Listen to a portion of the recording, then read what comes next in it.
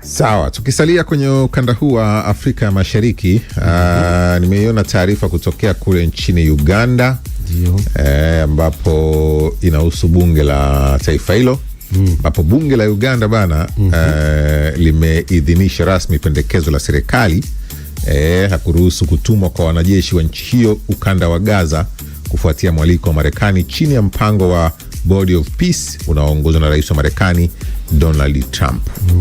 Unaona pendekezo hilo liliwasilishwa bungeni na waziri wa ulinzi wa Uganda anaitwa Kinyoa Kiwanuka, ambaye aliwaambia wabunge kuwa jeshi la ulinzi la wananchi wa Uganda UPDF lina uzoefu na uwezo wa kushiriki katika operesheni za kimataifa za kudumisha amani. Uamuzi huo ni ishara kuwa Uganda iko tayari kuwatuma wanajeshi wake kujiunga na kikosi cha kimataifa cha kudumisha amani eneo la Gaza.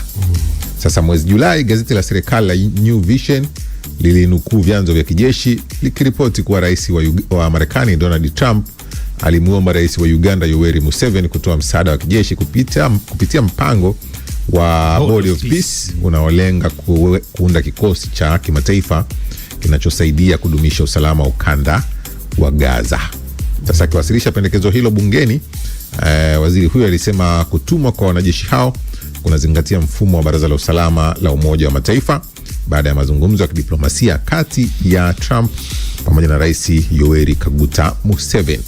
Aliongeza kuwa wanajeshi wa Uganda watafanya kazi kwa kuzingatia sheria za kimataifa na viwango vya kibinadamu. Unaona huo ndio mpango wa bodi ya amani ya Bwana Trump, kuhakikisha kwamba maeneo mbalimbali kuwa na amani.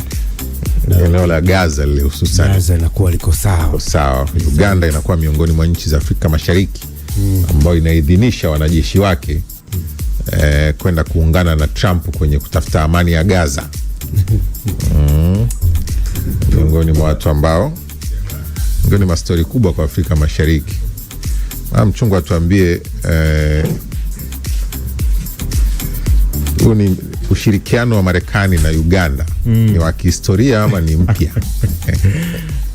Bwana, Uganda wanatufurahisha bwana Mtei, kwa sababu wiki hii unafahamu walizindua mpaka sanamu la Yona Netanyahu, ambaye huyu bwana alikuwa ni kaka yake Netanyahu ambaye alifariki katika ile operation maarufu ambayo inaitwa Operation Entebbe.